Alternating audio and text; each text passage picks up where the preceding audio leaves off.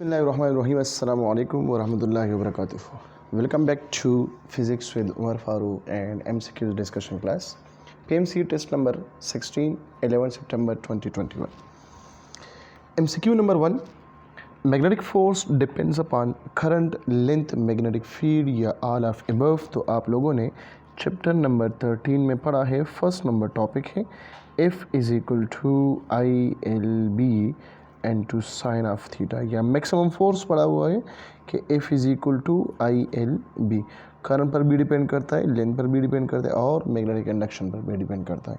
सो इसमें ऑप्शन कौन सा होगा? ऑल ऑफ अबव होगा. नंबर 2.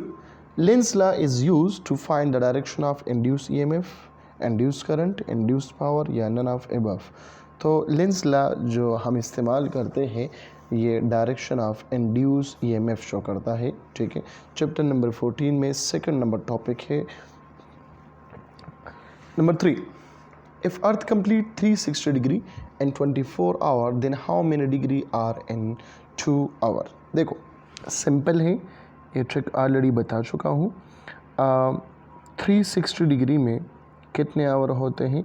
24 आवर होते हैं. ठीक है, तो 1 आवर में कितनी डिग्रियाँ होंगे? तो हम कितने हैं? 360 डिवाइडेड बाई 24. ठीक है, तो ये हम लिखते हैं कि तो इसको सिंप्लीफाई करें, ये हो जाएगा 12 3 ज़ार 36 और ये हो जाएगा 12 2 ज़ार 24. तो ये ऊपर बन जाएगा 30 degree divided by 2 which is equal to 15 degree. 1 hour में कितने डिग्री होते हैं? 15 डिग्री होंगे. तो 2 आवर में कितने होंगे? 2 multiply by 15 degree which is equal to 30 degree. ठीक है, इसके अलावा रेडियन में भी आ सकता है. तो रेडियन में आप लोग करें क्या कि 2 पाई रेडियन ये बराबर है किस चीज़ के? 24 आवर में.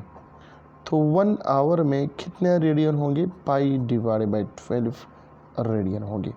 2 आवर में कितने होंगे? पाई डिवाइडेड बाई 6 रेडियन होंगे. Up to so on and so forth.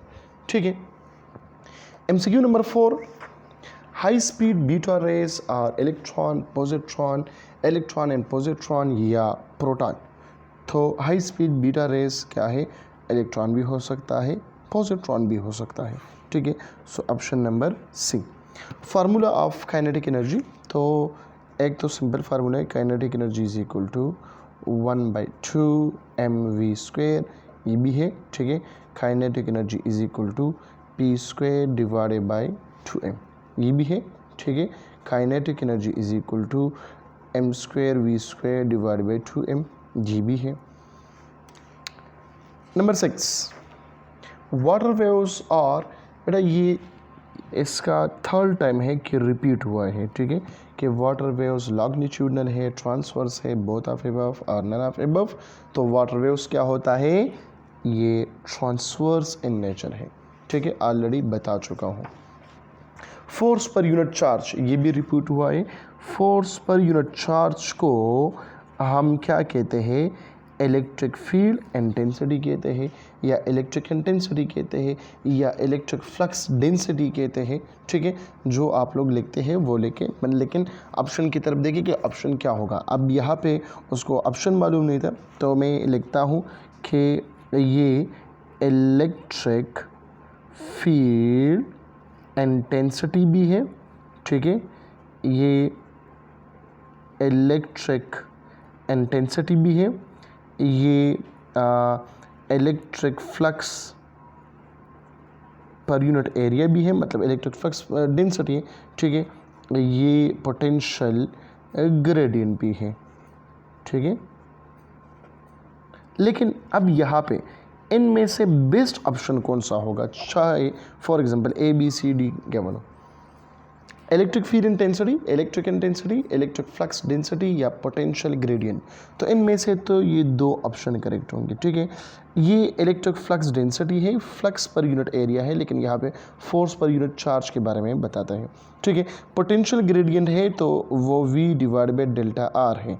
ठीक है, और यहाँ पे फोर्स पर यूनिट चार्ज है. तो ये इलेक्ट्रिक फील्ड इंटेंसिटी है और इलेक्ट्रिक इंटेंसिटी है.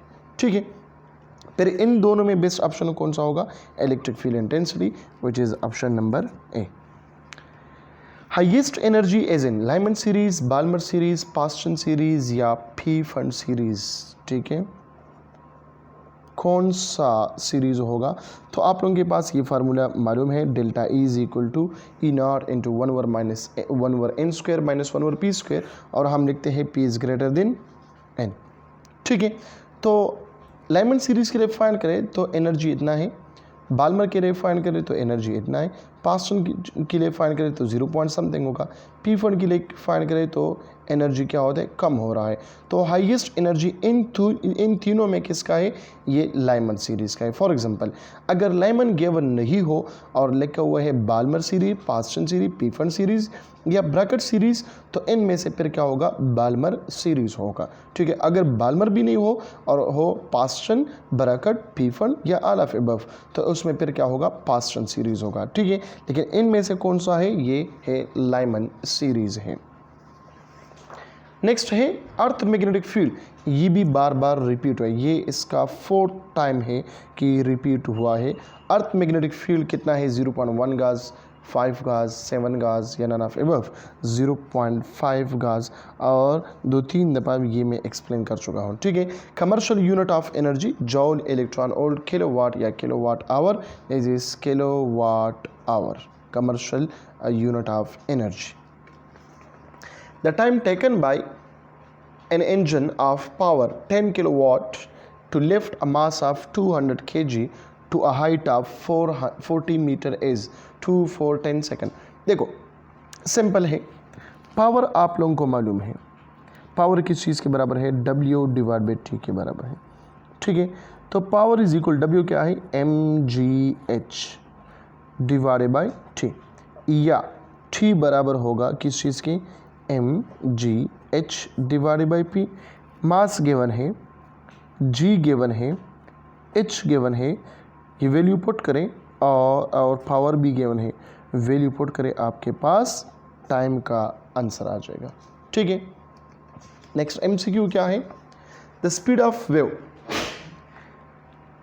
in a certain number या in a certain medium is 960 meter per second. If 3600 waves pass over a certain point of the medium in 1 minute, calculate a wavelength. देखो V is equal to F lambda है, तो lambda बराबर होगा V divided by F, ठीक है। अब F को मालूम करें, number of cycle per unit time period, number of cycle कितना है? 3600 है, कितना टाइम है? 1 मिनट मतलब 60 सेकंड है, ठीक है। तो ये ख़त्म हो जाएगा, 6 1 6 6 6 36, ये आ जाएगा 60। V कितना है?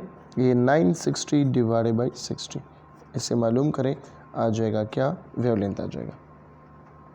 नेक्स्ट MCQ है, which of the following law is applicable for isothermal process? तो बॉयज़ लॉ है। क्यों बॉयज़ लॉ है? क्योंकि PV is equal to nRT, तो ये काम कांस्टेंट है, ये कांस्टेंट नंबर ऑफ मोल 1 है, तो PV क्या होगा? कांस्टेंट होगा। Relative permittivity for rubber, relative permittivity for rubber क्या है? 2.94 है।